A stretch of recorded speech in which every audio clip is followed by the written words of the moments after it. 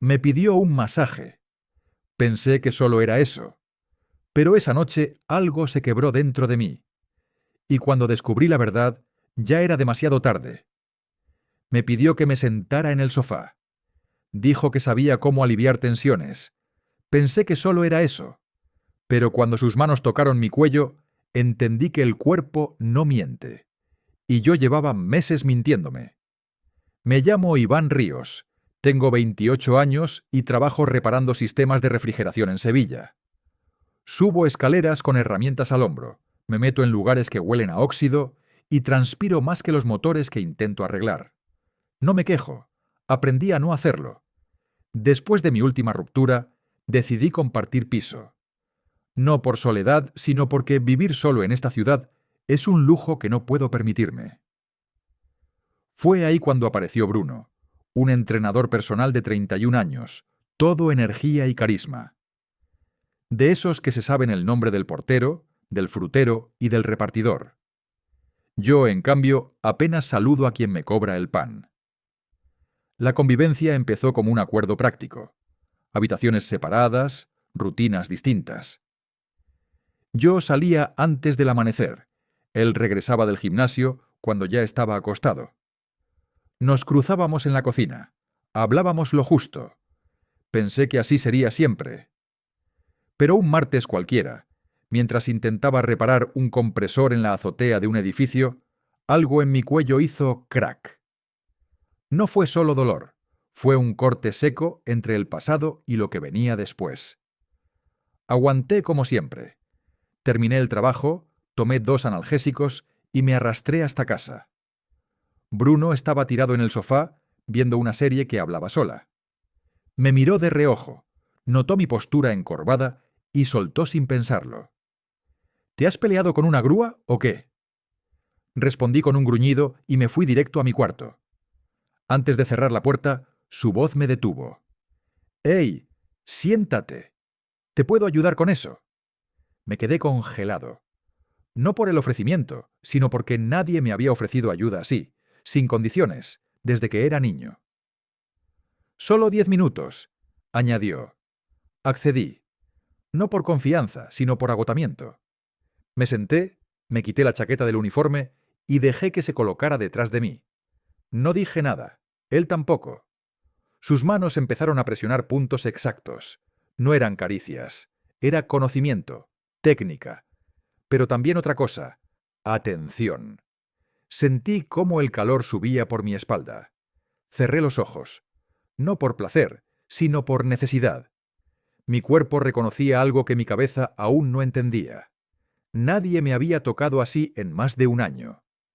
Y en ese silencio, algo se abrió. Cuando me di cuenta, mi cabeza estaba recostada contra su pecho. No supe cómo pasó. No me aparté. Él tampoco. La mañana siguiente fue distinta. Me saludó como siempre, pero su mirada duró un segundo más. Le agradecí el masaje. Él sonrió, quitándole peso al asunto. Pero algo ya había cambiado. Empezamos a cruzarnos más. Cocinar juntos dejó de ser coincidencia. Las charlas después de cenar duraban más. Las bromas eran más personales. Y nuestras miradas más largas. Un viernes, mientras revisaba mis herramientas, noté que Bruno me observaba desde el marco de la puerta. Fingí que no lo veía. ¿Vas a salir otra vez a arreglar el mundo?, preguntó con media sonrisa. Solo a uno de los compresores, respondí. ¿Puedo acompañarte? Me sorprendió. Nunca había mostrado interés, pero acepté. Durante el trayecto hablamos de cualquier cosa. En la visita técnica se burló de mi mochila remendada y yo de su obsesión con las proteínas. Reímos. Fue extraño. Fue bueno. Al regresar me dijo: «Nunca pensé que tu trabajo fuera tan complicado, y eso que solo vi un poco». No es complicado, solo exige estar presente. Como un buen masaje, añadió sin mirarme. Me quedé en silencio. Esa noche no pude dormir. Cerraba los ojos y recordaba sus manos, la forma en que presionaron justo donde dolía. Y también donde no. No sabía qué estaba sintiendo. O sí lo sabía, pero me daba miedo nombrarlo. Nunca habíamos hablado de nada más allá de lo funcional, pero ese día entendí que el cuerpo, incluso cuando calla, siempre está hablando. Y el mío, con cada músculo tenso, pedía algo que no sabía cómo pedir. Desde esa noche, algo se desacomodó entre nosotros. No en lo visible, sino en lo que no se decía. Bruno seguía siendo el mismo, atento, simpático, de esos que siempre tienen una anécdota lista. Pero ahora, cuando nuestras miradas se encontraban, ninguno desviaba la vista. No hablábamos del masaje, pero todo cambió. Empezamos a cocinar juntos con más frecuencia. Él cortaba verduras como si fuera un ritual, y yo fingía que el olor a ajo me molestaba solo para verlo reír. Había una nueva comodidad, algo que no planeamos, y eso lo hacía más peligroso. Un día me acompañó al mercado. No lo pidió, simplemente dijo, «Vamos». Compramos pan, café y una planta que él llamó para darle vida al piso. Al regresar, dejó su mano sobre mi hombro un segundo más de lo necesario. No dije nada, pero cuando algo se acerca demasiado, también empieza a doler. Por las noches lo escuchaba hablar por teléfono. Nunca entendí las palabras, pero su tono era distinto. Usaba una voz suave, baja, casi cómplice. Esa voz que no usaba conmigo. Un domingo, mientras buscaba unos archivos en su mesa, su móvil vibró. La pantalla mostraba un mensaje. «Yo también te extrañé hoy, Lucas». Sentí un nudo en el estómago. Cerré los ojos. Fingí no haberlo visto. Desde ese instante, empecé a desconfiar de todo. Cada vez que llegaba tarde, cada vez que se reía mirando su móvil, cada silencio largo entre nosotros. Todo me pinchaba por dentro. Lo peor era que no tenía derecho a reclamar nada. Nunca hablamos de nosotros. Nunca existió nosotros. Pero las emociones no entienden de contratos. Esa semana me costó trabajar. Cometí errores tontos, olvidé herramientas. Me sorprendía mirando al vacío. Mi jefe me llamó la atención. Bruno lo notó y me ofreció salir a caminar. Acepté, aunque lo que necesitaba no era aire, era claridad. «Estás raro últimamente», dijo mientras caminábamos por la ribera del río. «¿Raro cómo?» «Callado. Más de lo normal. Como si cargaras algo. No supe qué decir. Pensé en preguntarle quién era Lucas. Pero no lo hice. Solo asentí». Esa noche, mientras cenábamos, su móvil volvió a vibrar. Esta vez lo giró boca abajo sin siquiera mirar. Me observó. Intentó decir algo, pero solo tragó saliva y siguió masticando. «¿Te pasa algo?», preguntó. «Number, ¿y a ti?» «Tampoco», mintió. «Dormí mal. Otra vez. Soñé con cosas absurdas. Desperté sudado. Fui a la cocina buscando café. Él ya estaba allí. Nos miramos. El silencio era espeso, como si ambos esperáramos que el otro hablara. Pero nadie dijo nada. Por la tarde me escribió al trabajo. «¿Estás bien?». Respondí con un «sí». Me contestó con un gif tonto. No reí. Ese mismo día, al regresar, lo encontré sentado en el suelo del salón, escuchando música en voz baja. Parecía cansado. Cuando me vio, hizo una seña para que me acercara. «¿Tienes un momento?» «Depende. Quiero que hablemos, pero no sé cómo empezar». No respondí. Me senté frente a él. «¿Qué fue para ti esa noche?», preguntó. Directo, sin adornos. Lo miré fijo. No sabía qué era peor, que lo viera como algo casual o que no lo supiera. «Fue algo», dije, «no más».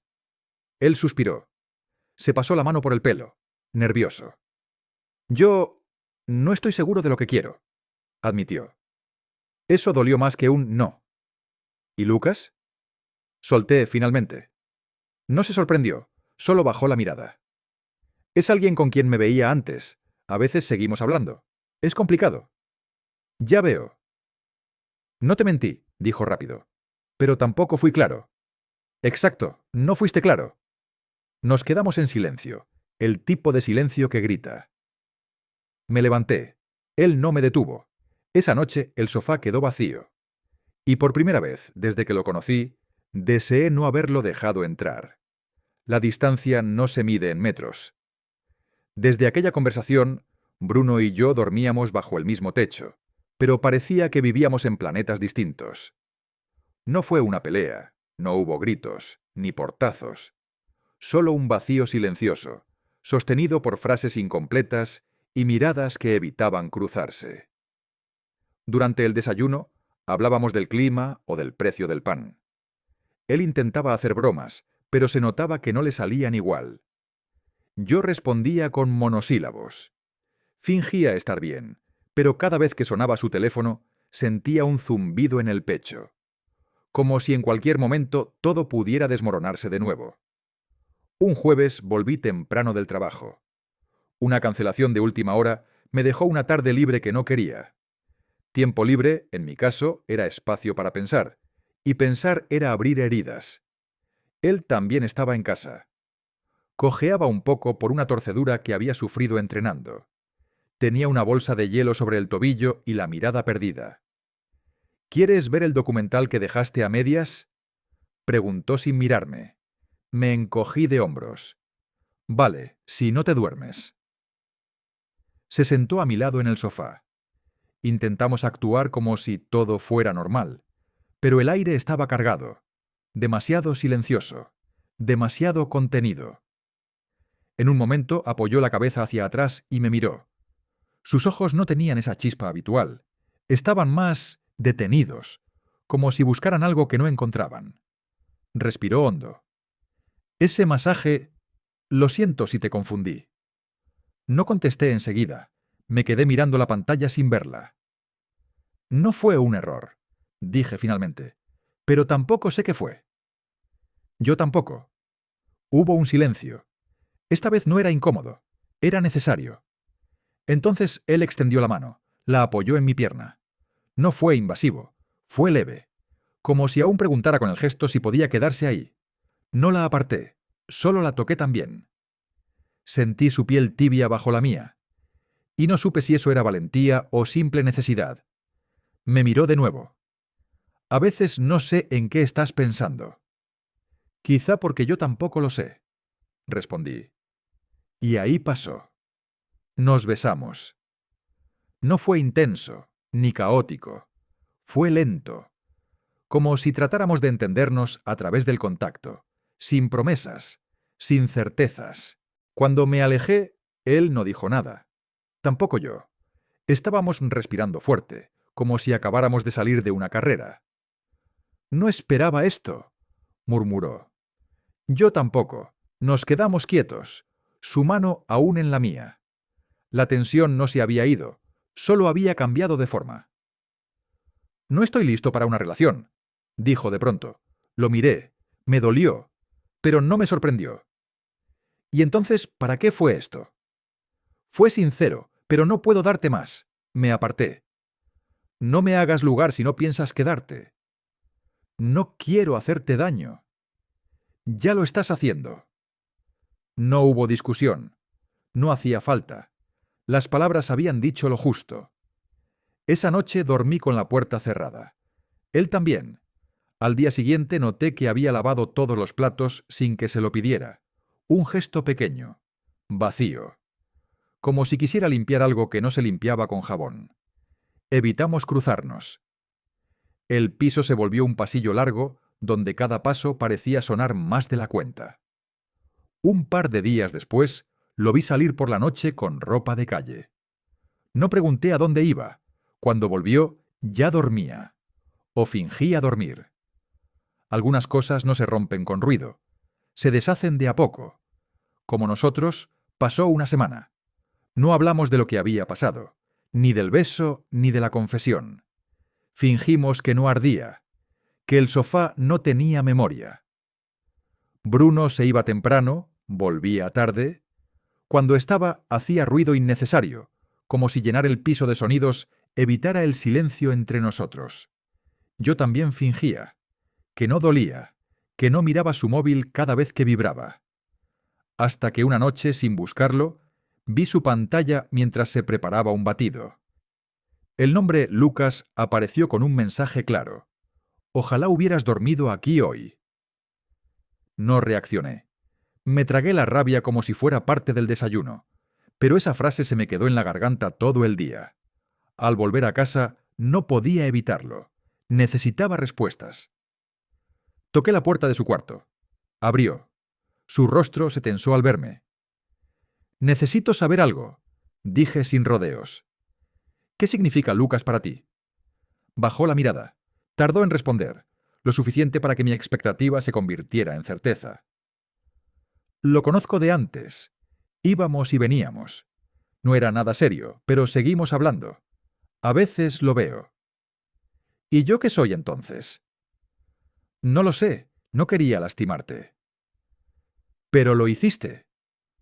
Se apoyó en el marco, como si necesitara sostenerse. «No estoy listo para esto, Iván. Estoy confundido». «¿Y crees que yo no lo estoy?» «Pero al menos no arrastro a nadie mientras me aclaro». Guardó silencio. No lo interrumpí. A veces el dolor no necesita más explicación. «No quiero ser el plan B de nadie», añadí.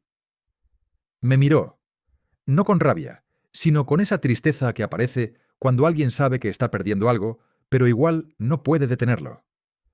«Lo siento», murmuró. No dije nada más. Me di la vuelta. Cerré la puerta. Desde entonces, el piso volvió a ser neutral. Compartíamos espacio como dos desconocidos que no sabían cómo volver atrás. Bruno evitaba estar mucho tiempo en la sala. Yo volvía a casa más tarde de lo normal. Las comidas eran solitarias. El aire se volvió espeso, hasta que una noche cualquiera golpeó mi puerta. Tenía una mochila al hombro y los ojos cansados. «Me voy», dijo sin adornos. «Me quedaré un tiempo en casa de un amigo. No quiero seguir así, ni arrastrarte a esto. Solo quería despedirme». Asentí. No había nada más que decir. «Siento no haber podido ser mejor para ti», añadió. Nos abrazamos. Fue un gesto breve, sin romanticismo, pero sincero. Cuando se fue, el cierre de la puerta sonó distinto, como un final. Pero dentro de mí no fue ruptura, fue comprensión. Los días siguientes fueron extraños.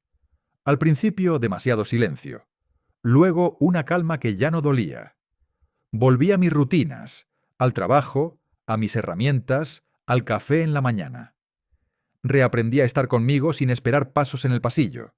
Y entonces apareció Sergio, un compañero del almacén con quien apenas había intercambiado correos.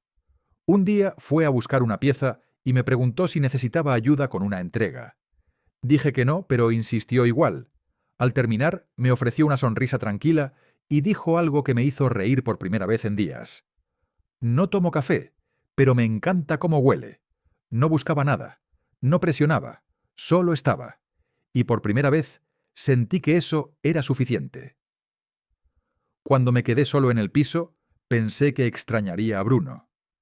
Sus bromas, su ruido constante, la manera en que llenaba los espacios, pero no fue eso lo que más me pesó. Lo que dolió fue aceptar que me había aferrado a alguien que nunca estuvo realmente disponible, que confundía atención con entrega, compañía con elección. Me costó varios días entender que no era rechazo, era miedo. Miedo de él, claro, pero también mío, porque había permitido que alguien definiera mi lugar en su vida sin preguntarme si yo quería ese sitio. Volví a mi rutina.